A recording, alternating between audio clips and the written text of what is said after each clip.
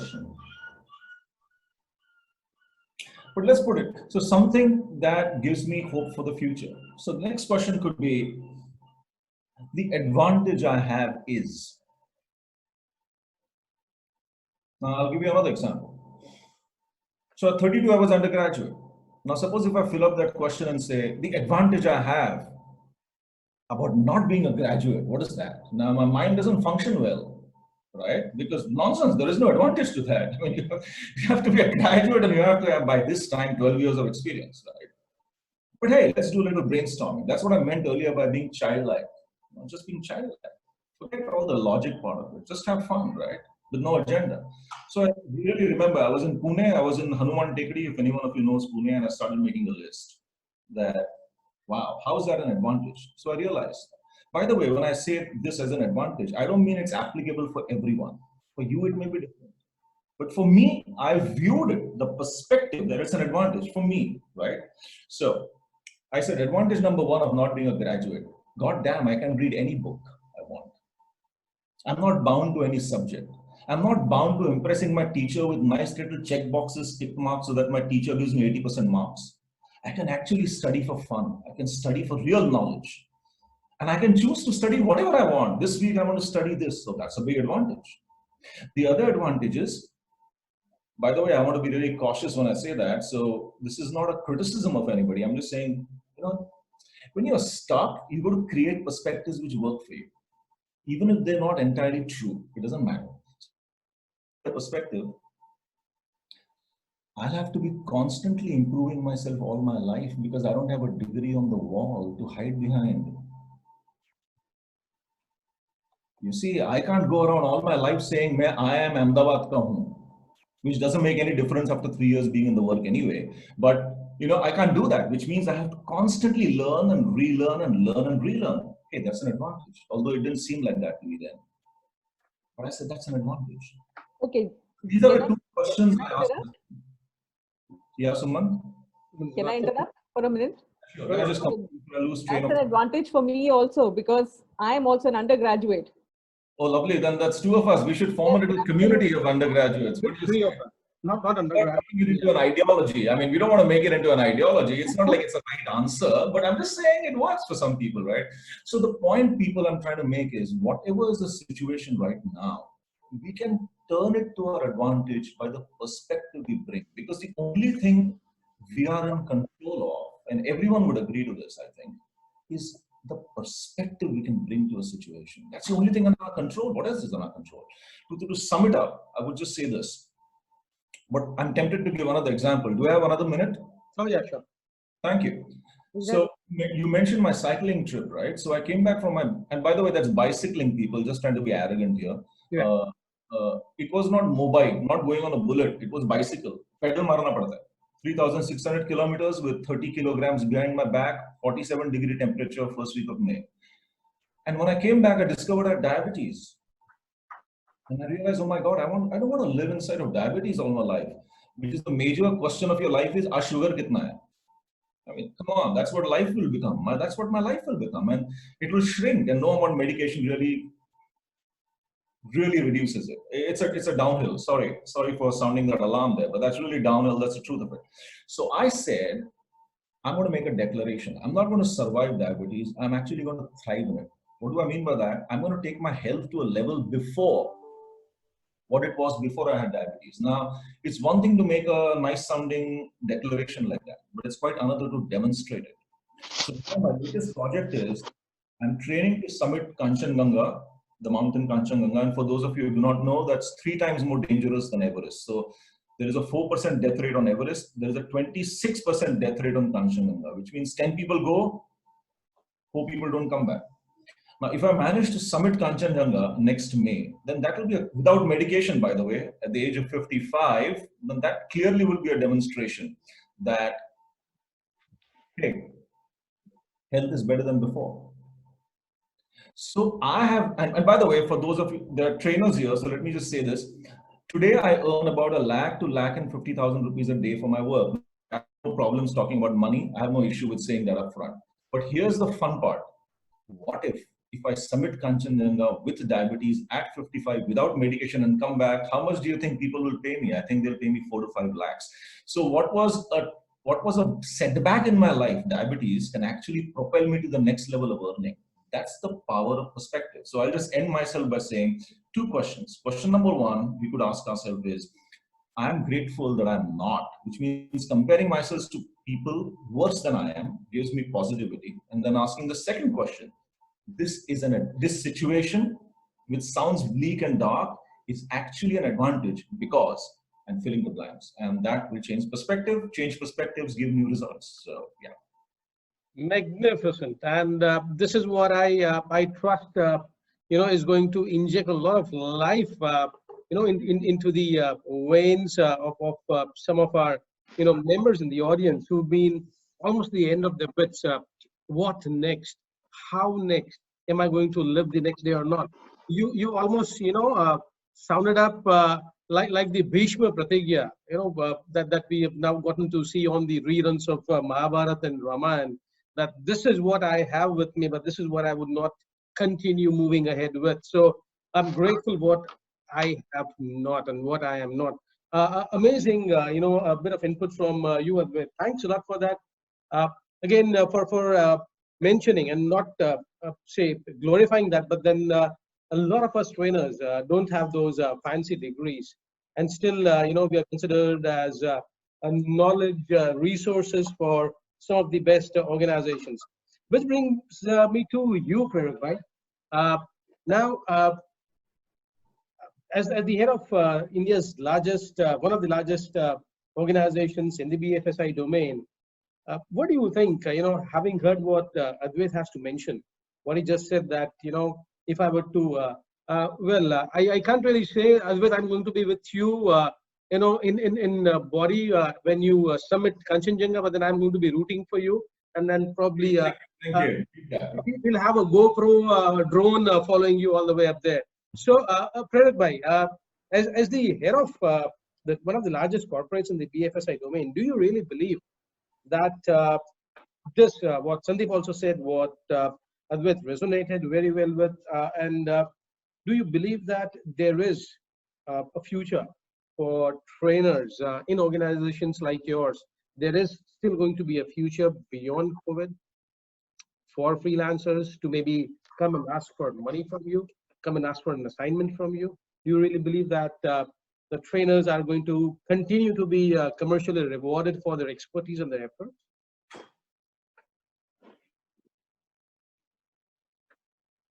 Yes and no. Yes, for the people who are adaptive, people who can solve complex skill knowledge issues through simple methods and in quick time. No to the conventional one-to-one, one-to-many formats where people would be stuffed into one room and then there is role plays happening. I see the new norm that this is not going to happen. What is going to happen is, and I'll give my perspective to this, we were struggling for last at least 3 years to train 10,000 people on one way of selling. And I tried everything, and I had so many of you guys helping me out on these. But imagining to train 10,000 people in a classroom for 3 days to get a result, first the cost is prohibitive and the logistics is a nightmare. We have to open a travel company. I didn't want to do that.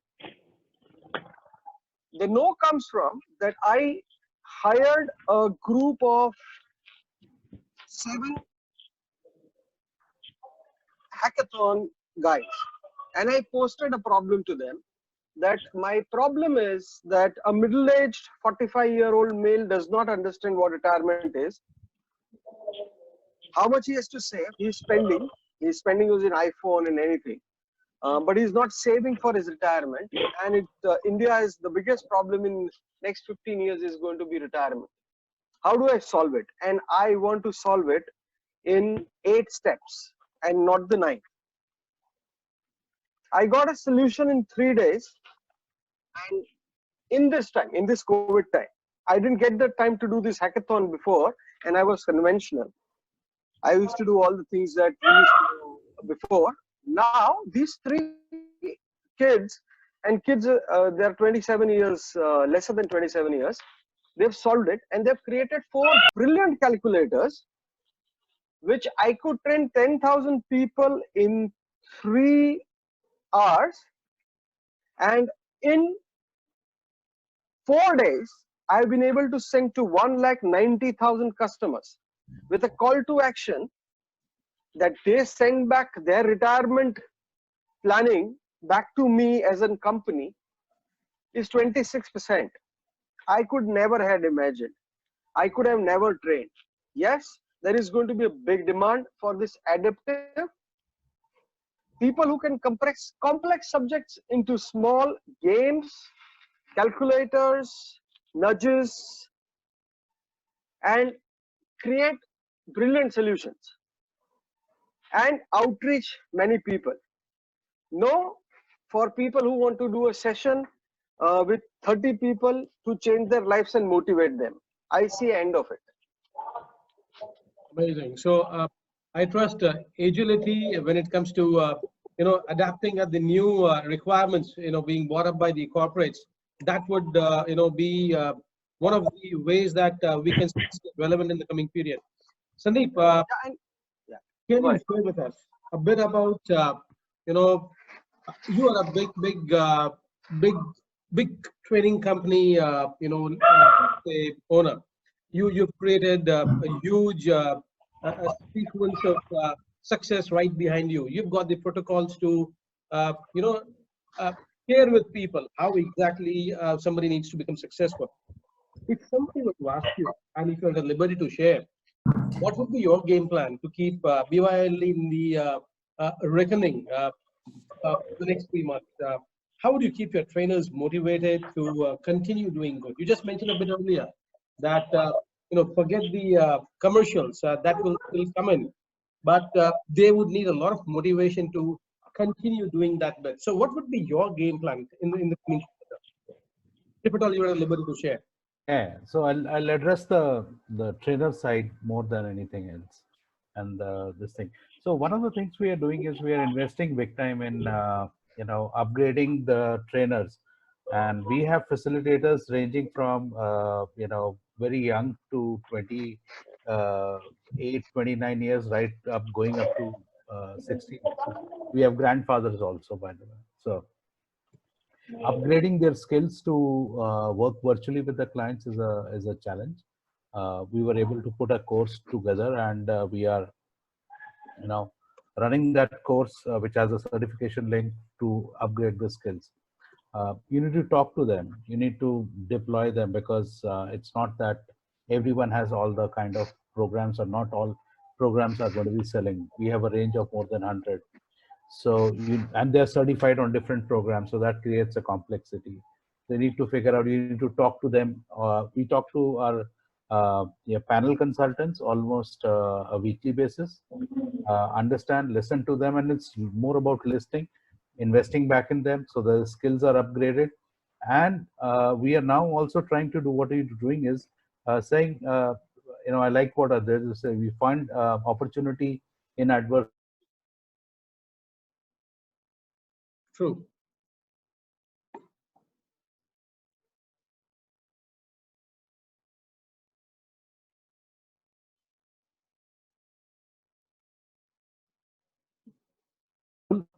We'll explore it jointly, bring business, share the money. So we are leveraging that, almost 150 people who are with us in this site to reach out to customers and create more business. It started, first 10 days took us to kind of get our act together. In fact, we reached a stage today that we are fairly confident of coming through this as we go forward. We have not withheld any promotions. We in fact announced 4 promotions today within our organizations.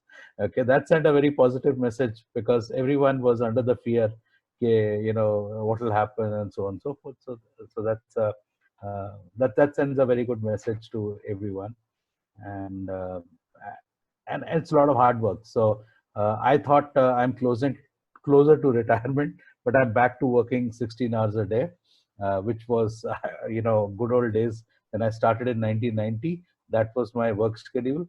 So you know, it's going back to the future kind of a thing. So, but it's hard work. There's nothing is easy. It is, and thanks a lot for sharing a bit about what holds true for the couple of quarters coming in for the trainers. I believe we've got Major Saab back with us. I trust he might be having some challenge with the bandwidth. Major Saab, can you hear me? Major Saab? Okay, so before we get him back, I have a question, which has been sent across by several people from the image consulting business for Suman. Suman, you sounded very bullish. You sounded very confident that the transition from offline to the online bit is difficult, but is very much possible. Do you really believe that would you still want to promote image consulting as a career option going further? And if you believe that it is going to be a strong career option, what gives you the confidence to do so? Because I'll just add a smallish bit here. When people would not be required to, show the entire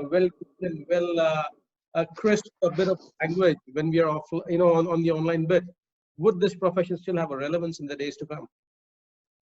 Okay, so let me answer this question by saying that image consulting in the initial stage was a want business. Now it is a need business.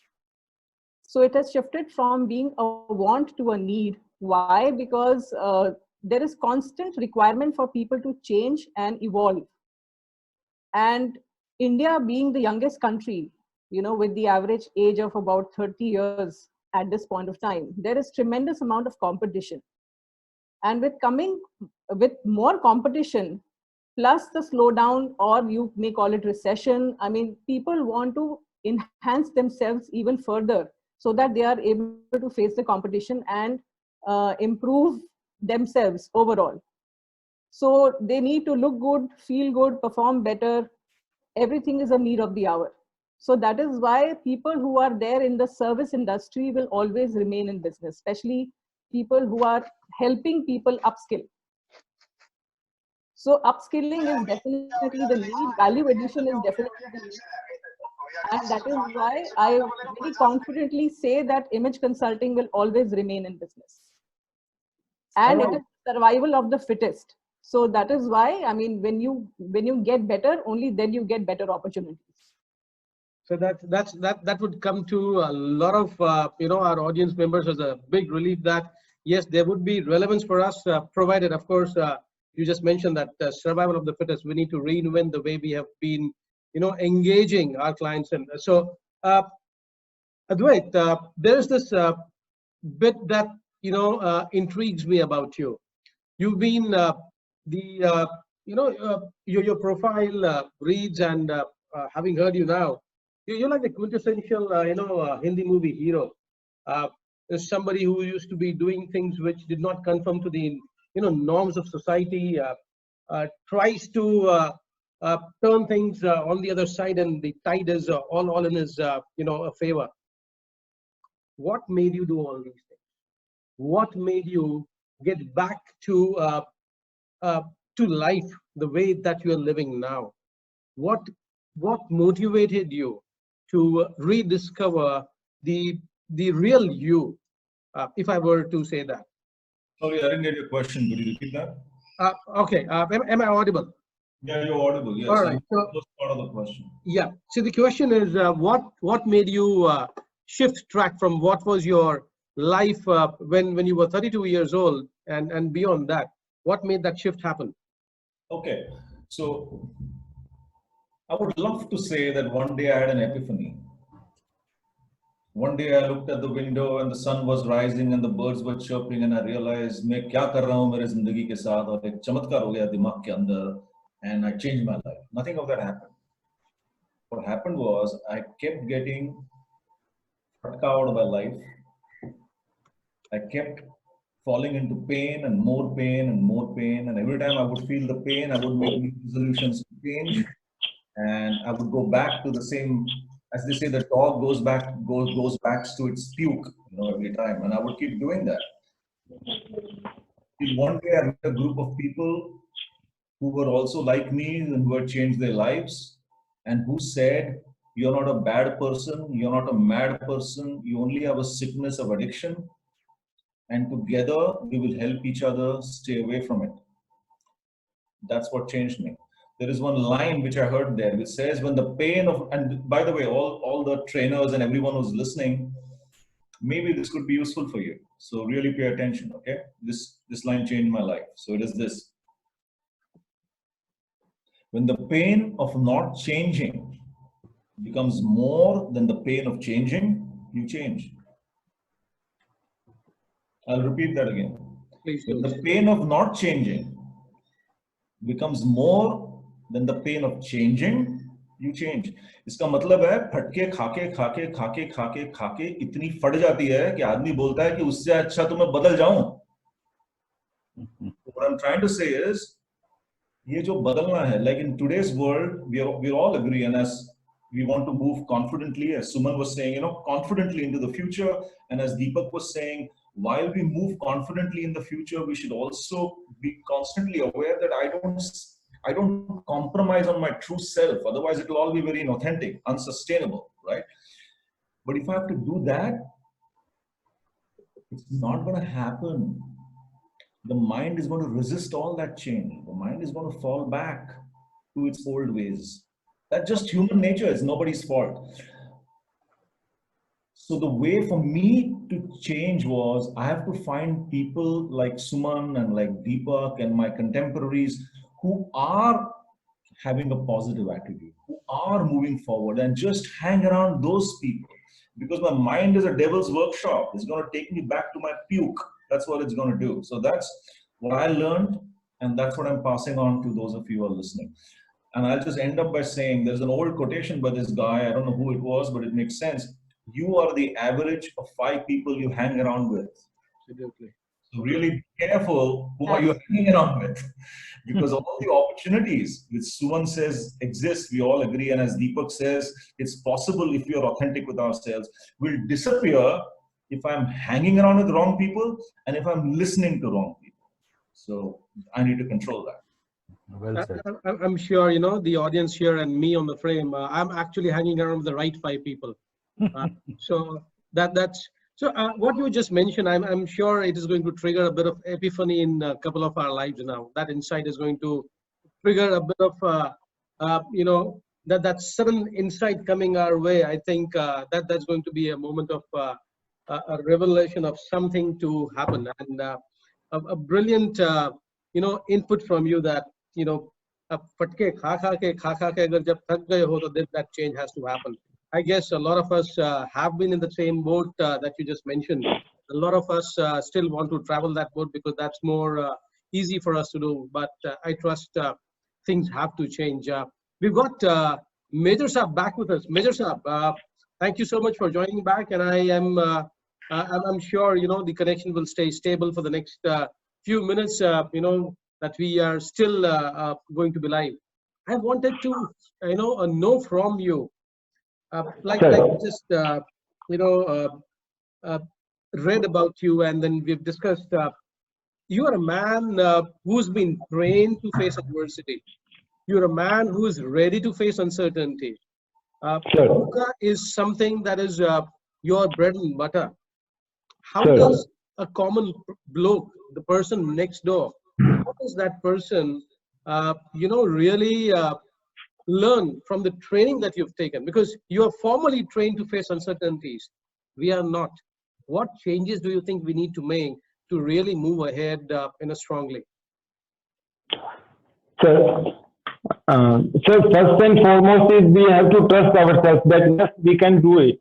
And the most important thing is that there is a very famous quotation in army, and basically in Indian army, that is, do not be a gamma in the land of llama. So we have to adapt ourselves as per the time, as per the changing times. So adaptability is what is required for everybody. For any, if we are adapt and we are ready to adapt for any kind of be it climatic or environmental or social or political, economic, whatever changes there are, if we are ready to adapt to those changes, then we can face any kind of uncertainties in our life. Would you care to share with us the experience you had while, pursuing and neutralizing the enemy for which the Shaurya Chakra was, awarded to you? Would you Sure. share that with us? Sure. There are a lot more about uncertainty in that story also, and I'll be keeping something very confidential. So please bear with that. Sure. And yeah, so what happened that what used to happen in army, many of you must not be knowing. I lost your audio. Hello. Pawan ji, I lost your audio. Okay, that's a bummer. Something we would have wanted to hear from him, and that experience is an absolute amazing bit from Major Saab. Something that all of us would have benefited through. I'll try to reconnect with him if possible. I'll take him on a phone call and play that on the loudspeaker. If that can be done, I'll try and figure that out. Nonetheless, moving ahead, Prerak bhai, there is this question that some of our friends have put up, and I'm sure you are the one who's going to be able to, answer this pretty well for all of us. The question is very simple. Trainers like us, we have been speaking about going online. We've been speaking about getting into the spotlight behind the screen. What do you think would be the difference in effectiveness between workshops in person and through the webinar? Trainers like us, we would be running the show, but then you are the one who's receiving it on the other end. From that perspective, what do you think would be the difference in terms of the advantage? First of all, let me tell you, and this is for all the trainers and all people who are listening, and I'm speaking from the business side of it, who is going to get or who's going to give business or will need services of these guys, all the people. First of all, I don't think so that the physical training needs will ever go away. I'm not an advocate that everything is going to be digital. The skills and that needs to be developed, it is a slow process. So I think the need for that physical training will always remain. What is going to go away in my mind is the dissemination of knowledge and information, and a lot of trainers camouflage the dissemination of information or knowledge as training, and they create this halo around them by speaking well or giving anecdotes and carrying on. I think there would be sunset there. The sunrise would be on physical training, which can impart skill to a novice. And like you, when you started the session, you said it very wonderfully, that a lot of people in the next 3 quarters will do different roles in different industries. So there is going to be a huge churn. And I was speaking to a very senior guy in Hindustan Lever, very, very senior, the top. He is saying that there is 30% of people will change jobs.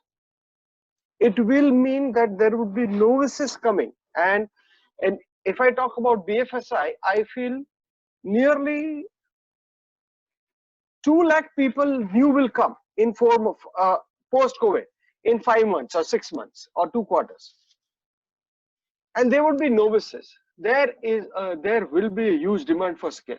There would be lesser demands on anything that is not skilling, not knowledge, not dissemination information, or every HR or everybody will just run away with this dissemination programs on various apps that are founding. They will never be able to replace the skilling sessions. There, the need for skilling is going to be immense. What you said, the new normal will also need a lot of skill. I think everybody has to be really motivated that the new normal is going to be very high on skilling, very low on dissemination of information and knowledge. So if you can find it on YouTube, they will read it and they will say they are not interested. Every HR or every L&D function or everybody who needs this is only thinking about how do I change my skill levels, and not to impart knowledge or dissemination of information in physical training. So broadly, huge surge in demand. I see a huge surge in demands for skilling. I see a decline in sessions, which is dissemination of knowledge and information in a congregation. So if you can change there, if you can there, be expert in, and skilling will need expertise. The generalists will face a problem, but the specialists, and if you are a specialist in 2 or 3 domain, which are going to be the future, I think there will be a tremendous demand in this. So the final bit that you mentioned, I think might sound prophetic for a lot of us, because generalists might have a tough time, surviving, might have, might find it tough to go further, because it's going to be absolutely uphill and upstream. However, getting into something as a specialist, and what Sandeep also mentioned earlier, that if you want to be a specialist, don't go out of your core competence, because there would be takers for that. I think that is one very important, learning. We thought we would have, Major Sahab back with us. However, the possibilities in the next 11 minutes to have him with us seem pretty bleak. That gives me just about enough time, during the entire conversation that we've had, almost about 75, 80 minutes with all of you. There have been certain, things that have been mentioned as common by all of you, and that is, yes, there is going to be a lot of relevance going further for each of us. Yes, people who are, going to be agile in bringing around change in the way they deliver, they would be the ones who would be surviving. There is a future in each industry of probably each domain. Great.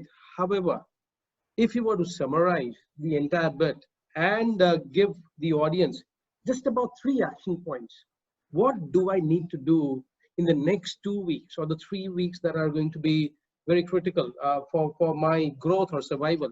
What 3 steps would you recommend I take? It can be very small, maybe read a book. It may be update my knowledge about a specific field.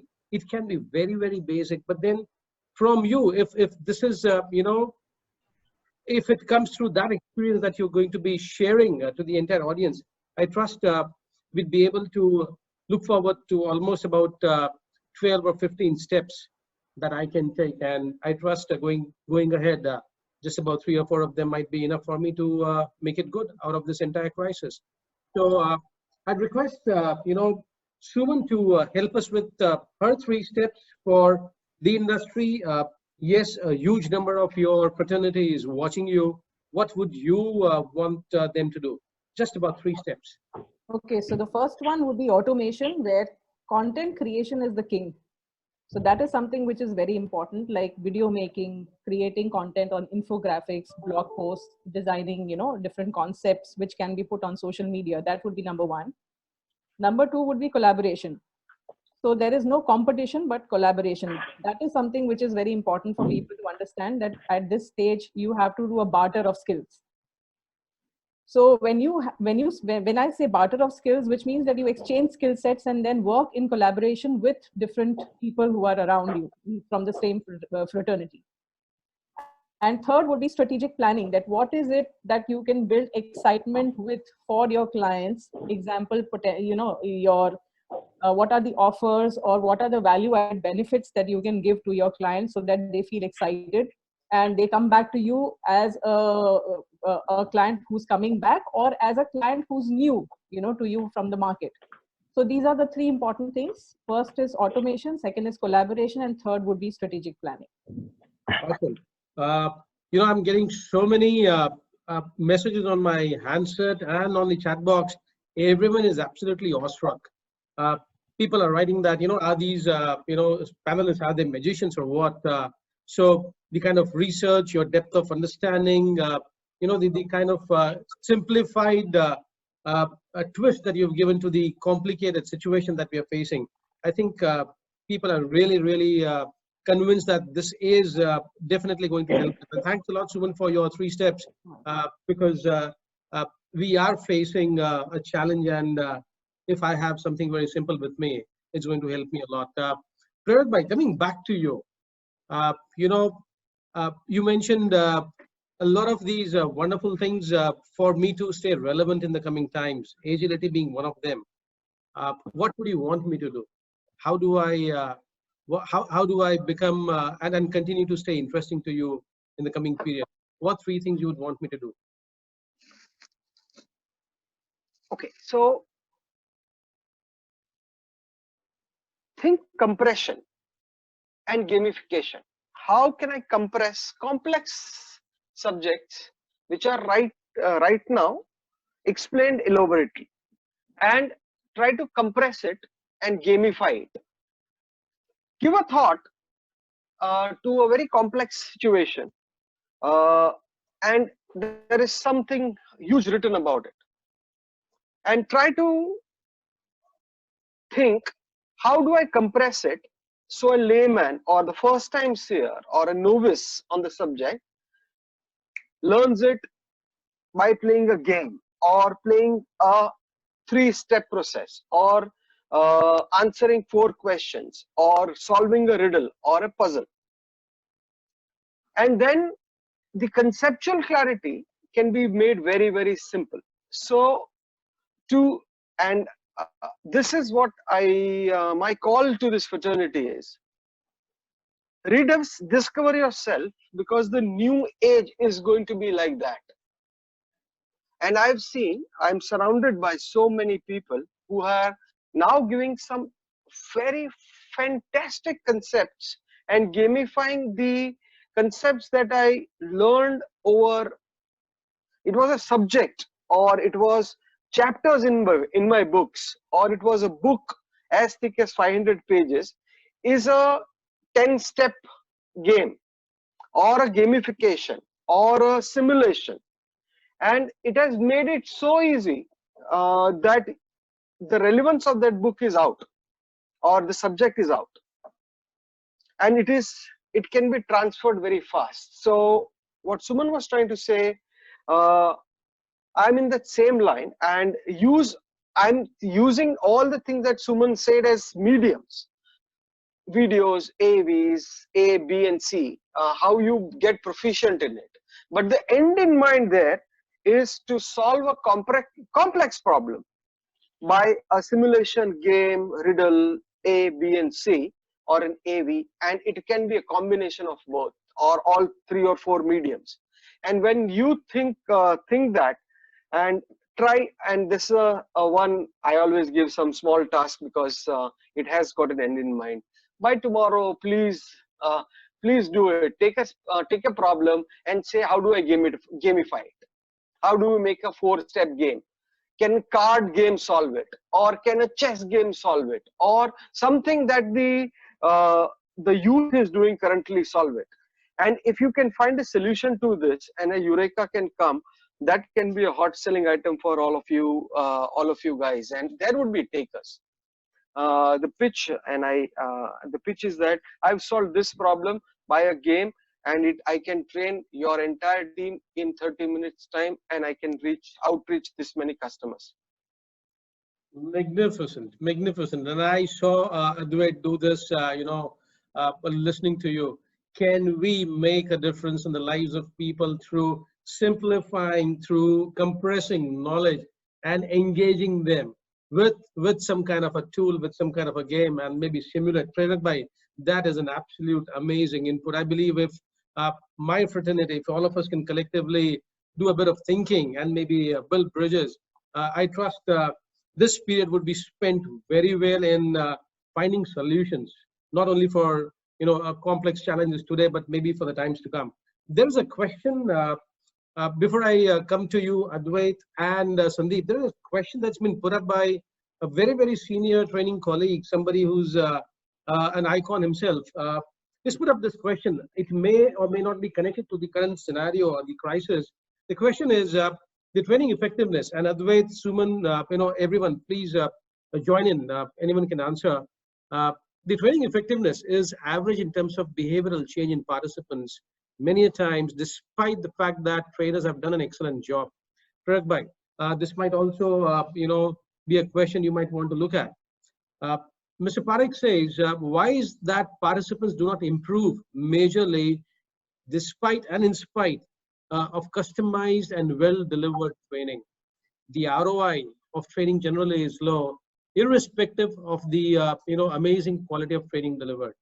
What can we as trainers do to improve it?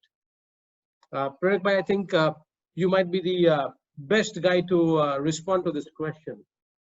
सब अच्छा करते हैं, सामने से जो gratification मिलना चाहिए, सामने से जो benefits client को दिखना चाहिए, वो शायद हमें दिखता नहीं है. हम उसको customize करते हैं. We bust our asses getting into doing things the best way, but still things don't happen. What do we do? Kirkpatrick level 1, 2, and 3. I was restraining myself because I have handled a huge force of training team. I think 10,000 people in sales, but if you can include, I had also 450 trainers.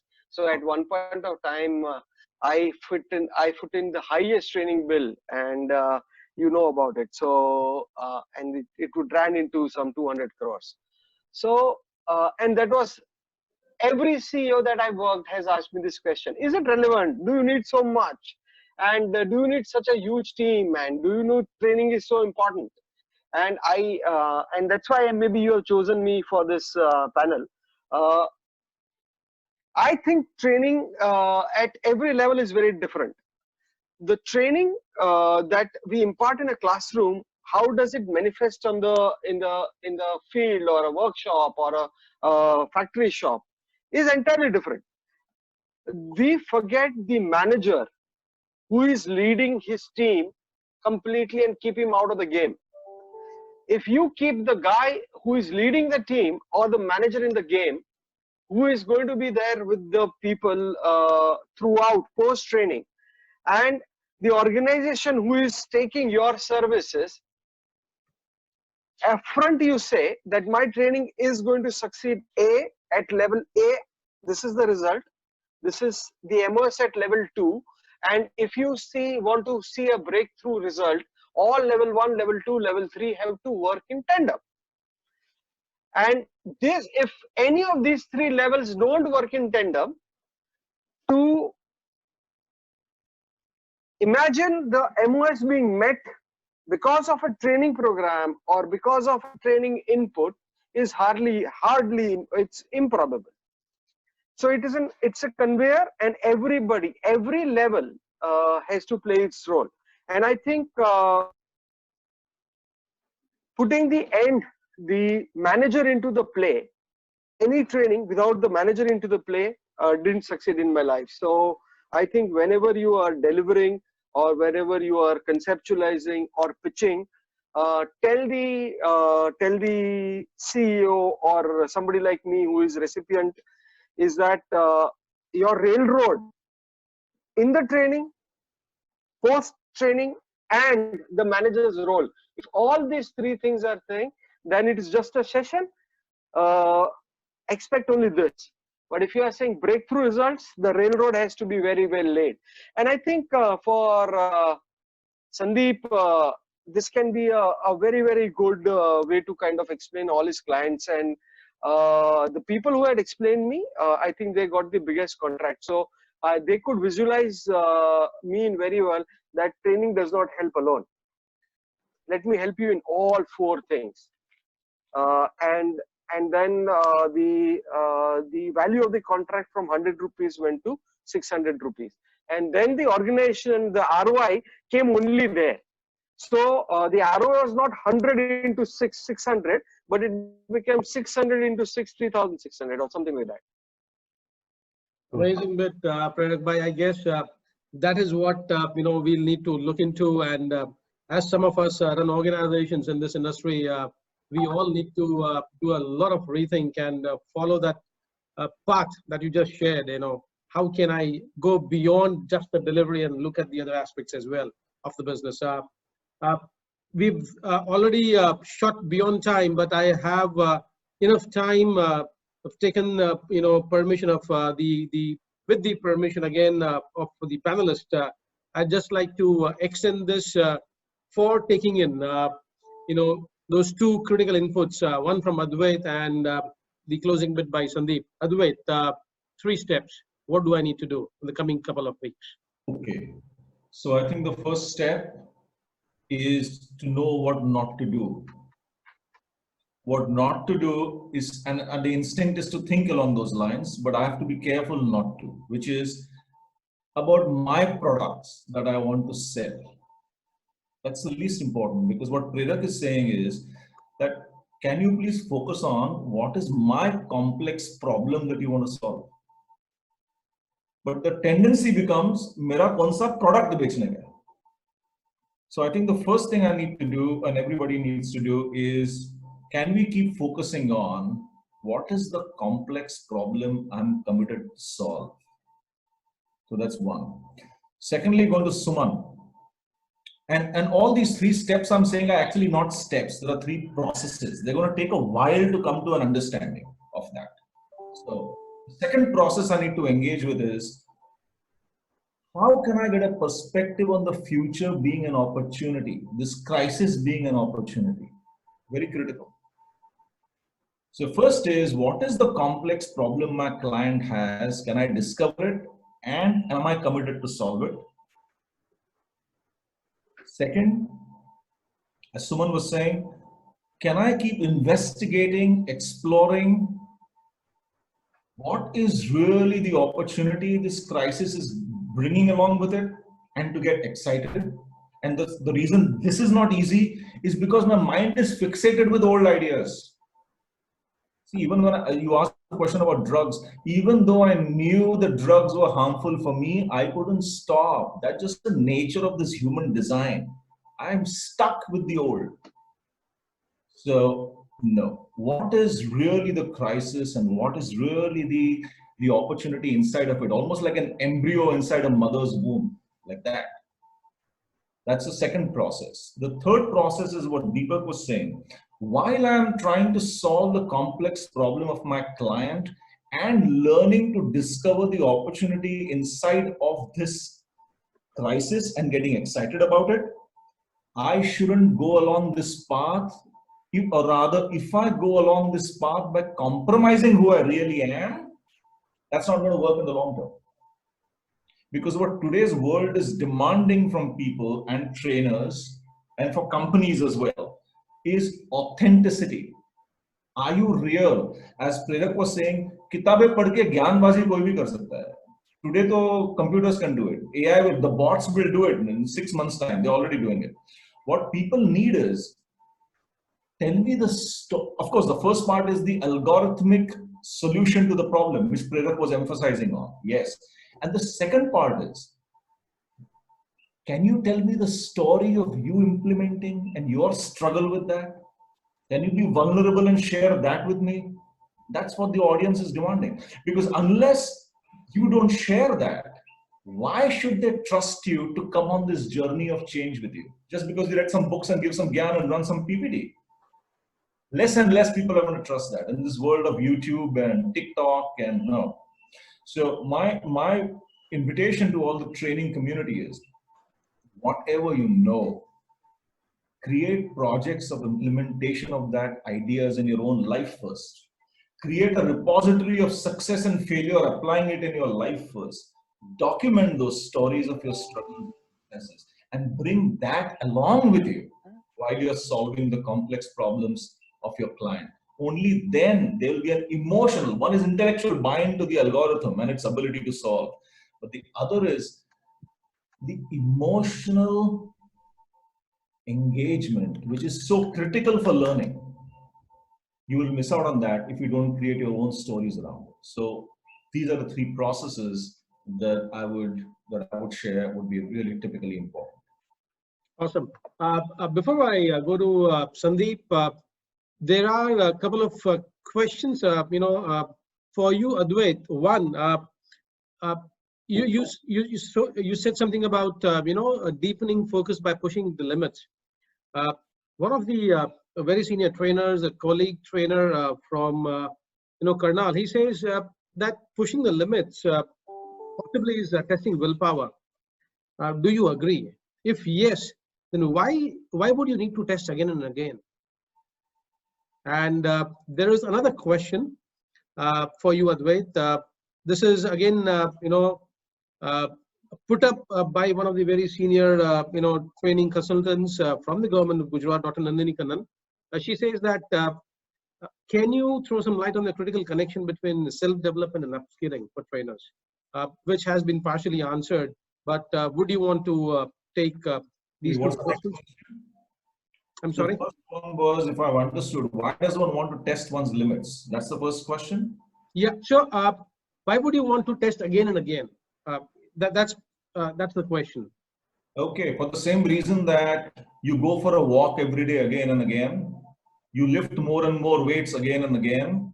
You first learn A plus B in the first standard, then A into B in the second standard, then A divided by B in the third standard, and in 11th standard study calculus.